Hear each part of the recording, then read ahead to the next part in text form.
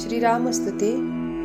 श्रीरामचन्द्र कृपालु भज मनहरण भवभयदारुणं नवकञ्जलोचन कञ्जमुखं करकञ्जपदकजारुणं कदर्प अगणित अमित छवि नवनीलनीरदसुन्दरं पटपीतमानहुतडितरुचि शुचिनोमि जनकसुतावरम् शिरमुकुटकुण्डलतिलकचारु उदारु अङ्गविभूषणम् आजानुभुजं शरचापधरं सङ्ग्रामजितखरदूषणं प्रभुदीनबन्धुदिनेशदानवदैत्यवंशनिकन्दनं रघुनन्दनम् आनन्दकन्दं कौसल्यचन्द्रं दशरथनन्दनम् इति वदत तुलसीदास शङ्कर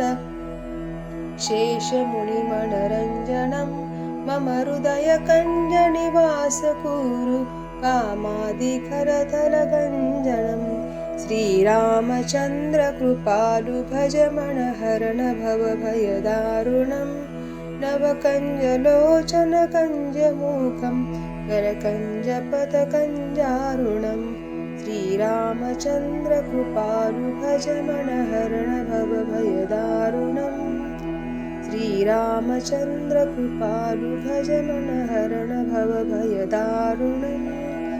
जय श्रीराम।